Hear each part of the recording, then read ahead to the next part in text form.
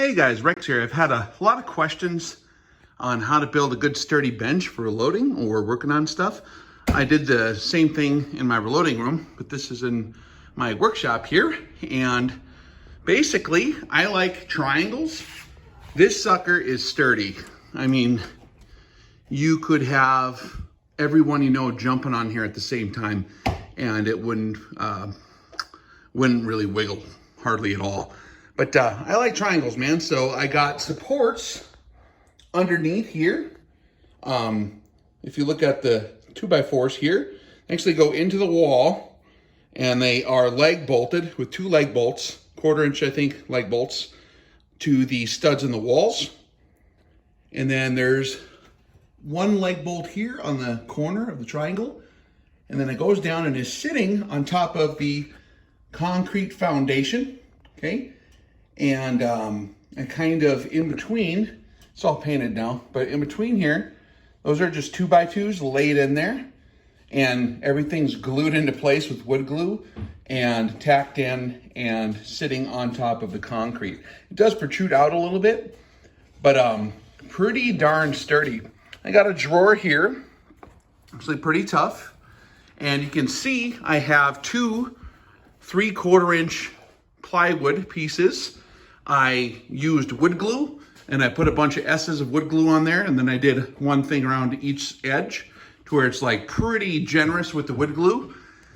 Squished them together, and then I got on the back side. I don't know if you can see where the holes are, but I tacked screws up. I think they're 1-inch screws, or maybe, I think they're 1-inch screws going up to pull it together tight while the wood glue was still drying. And it's solid. A guy could maybe go heavier, but I'm telling you what, it's a good bench. I had my vise on here for a long time. This is like an oak, I think, veneer finished top kind of board back when they were cheap, back in the old days. And so I got that, and then I stained it with kind of, I think it was like a marine for boats.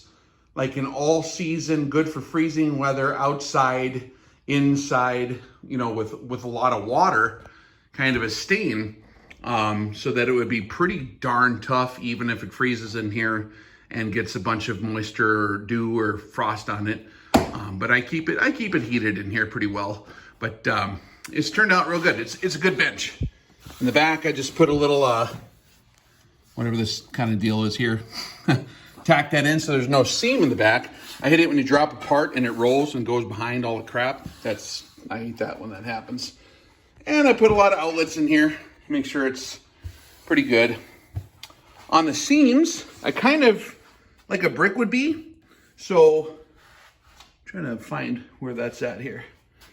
But I kind of overlaid it in such a way to where the seams aren't all in the same spot. So you got a solid board going here and then the seam on top, right? And I think the bottom 2 3/4 inch board is like just kind of a rough grade plywood. It didn't have the veneer on it, but this one does. And then I sand filled the crack so it's totally seamless. You can see it, but who cares? But that's just so liquids and stuff don't get down in there, cause it to unravel. I want it to be pretty watertight. And so when I sanded everything down, I rubbed the sandpaper along with the glue mixture into this crack. Let it dry, and then I just got a sand board and went over the top of it, smoothed it out. Then I finished everything, and yeah, it turned out all right. I'm actually pretty rough on the bench. It just holds up really well. It's a pretty strong bench.